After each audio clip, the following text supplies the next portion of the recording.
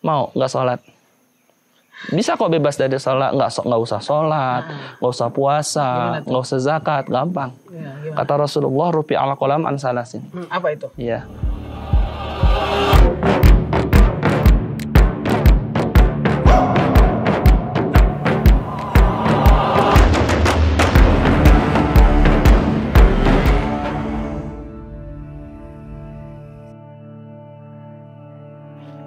Kita ngambil rumput ya, dulu, makannya dulu ya, buat makan kuda. Kasih makan.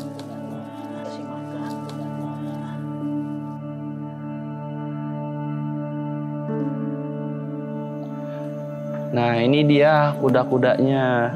Ini yang ada di sini cuman kuda-kuda betina semua. Oh gitu. Ya soalnya kita mesti misahin antara yang betina sama yang jantan. Oh ini kok nggak mau ya? Ini baru lahir, baru juga 2 bulan apa ya? 2 bulan ya?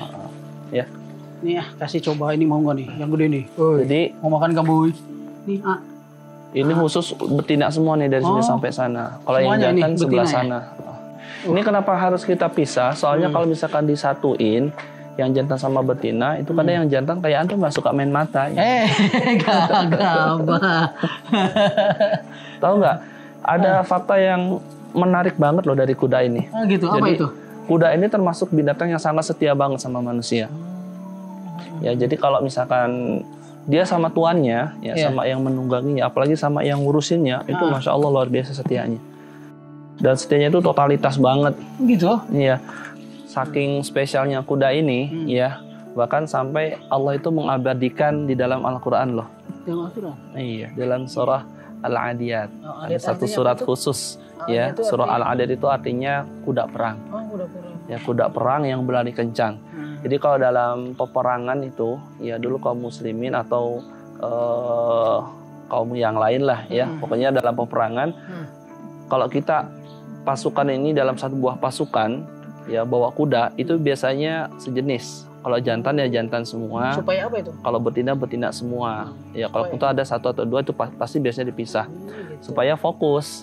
Karena kalau misalkan nanti ada kuda jantannya, nanti kuda jantannya nggak fokus nganterin pasukan tapi malah main mata. Kayak antum lah suka main mata.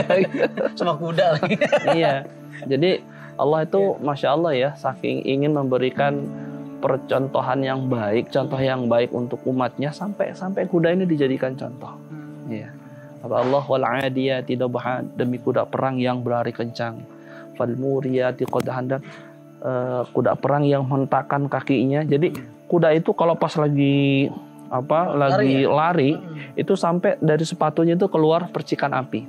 Dahsyat. Dahsyat banget kan? Ya. Masya Allah ya. Dan kuda ini ya termasuk hewan yang sangat loyal banget sama tuannya. Sampai tadi disebutkan, jadi kalau lagi bawa itu sampai keluar percikan api, itu menunjukkan betapa kuda itu serius banget. Sungguh-sungguh ingin membuktikan kepada tuannya yang memelihara dia, yang ngurus dia, bahwa gue tuh buat lu banget gitu. Iya. Saking pengen nunjukin penghambaan dia sama tuannya. Itu. Iya nanti ya sabar dia pengen dikasih lagi, biasalah manja dia. Nah, jadi seperti itu. Jadi untuk menunjukkan keseriusan dia, loyalitas dia, penghambaan dia sama tuannya, ya maka diabadikan oleh Allah dengan bentuk seperti itu. Ketika lari muncul percikan api.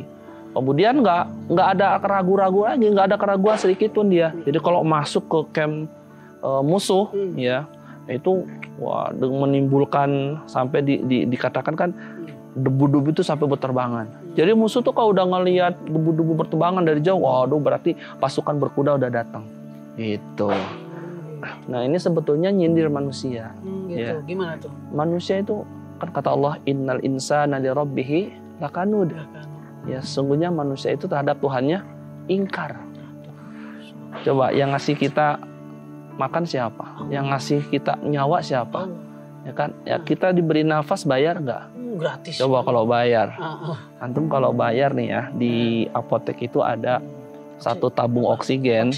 Satu tabung oksigen itu sekitar ya 25 atau 30 ribuan lah Per tabung.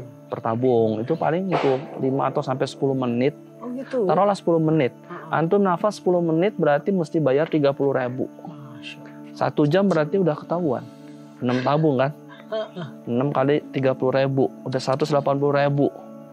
6 kali 30.000. Ya kan? Sehari berapa? 24 jam.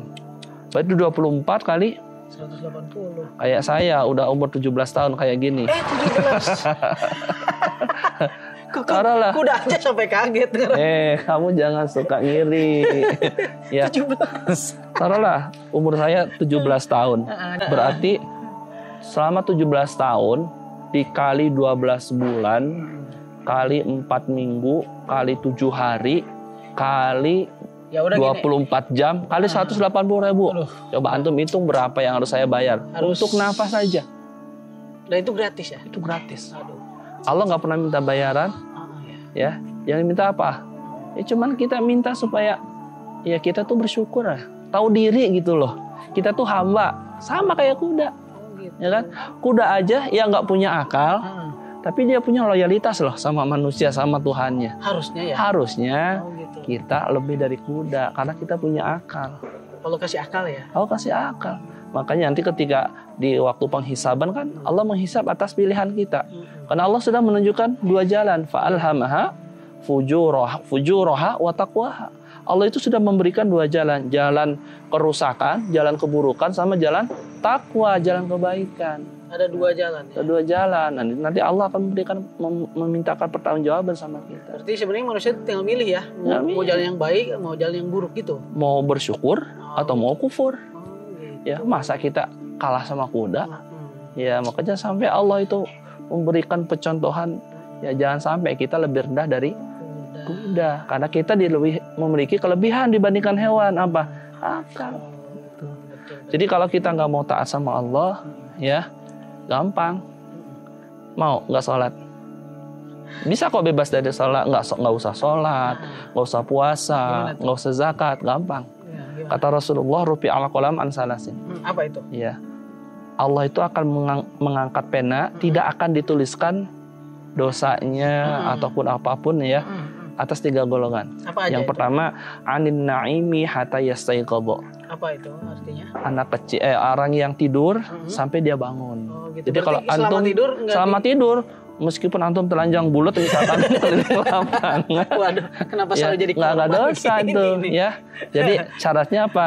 Antum tidur aja terus Tidur. ya. Jadi selama Jangan bangun-bangun. jangan bangun-bangun. Maut sih. Forever. Tidur selamanya mau. Iya. Kalau nggak mau yang kedua deh. Nah, apa itu yang kedua? Ya. Anis sobi hatta yahtalima. Anak kecil sampai dia mimpi basah, sampai balik. Oh, gitu. Jadi kalau anak kecil sampai belum balik itu Ya enggak, dia nggak dosa. Enggak dosa ya. Enggak. Berbuat apapun. Iya. Ya, nanti tergantung nanti orang tuanya ngajarin yang benar apa enggak gitu. Nanti orang tua yang dimintain pertanggungjawaban. Jadi kalau antum nggak mau sholat, nggak mau zakat, gampang. Jadi anak kecil aja terus. Nah, benar. Ya, nggak usah punya akal. Ya, jangan mumayis itu artinya akalnya itu sudah berfungsi dengan sempurna. Bisa membedakan mana yang baik, mana yang buruk. Yang pertama, tidur terus kan nggak mungkin. Anak kecil ya Nggak mungkin juga. nggak mungkin juga. Pasti Ya. tumbuh. Kecuali antum namanya bukan Uci, Nah, apa? Adek. Nah, apa sih Bang? Panggilnya Dek. Kecil terus.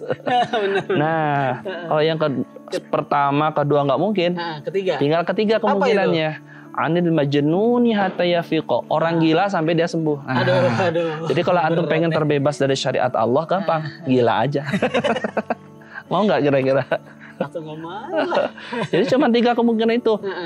Tidur, jadi anak kecil, atau gila. Dan ketiga-tiganya ada satu kondisi yang tidak berfungsi. Apa itu? Akalnya. Bener gak? Coba kalau orang lagi tidur, akalnya berfungsi gak? Enggak. Anak kecil yang belum balik, belum mumayyiz, akalnya tidak berfungsi dengan baik. Orang gila akalnya fungsi gak? Enggak. Ya, dia gak pakai baju, gak malu. Ya, ketawa ketiwi sendirian, ya urat malunya udah cabut.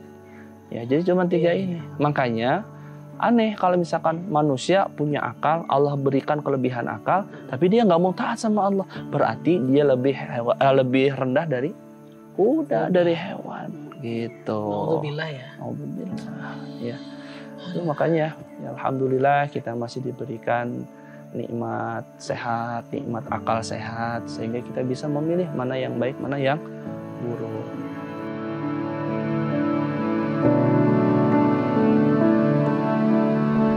Tadi itu kan saya dengar bacaannya wal adiyati dhabha. Tapi kan saya lihat nih di tulisannya kok wal adiyati dhabhan, terus wal muriyati qodhan. Itu an semua. Tapi kenapa kok dibacanya malah wal adiyati dhabha, wal muriyati qodhan? Nah itu kenapa itu?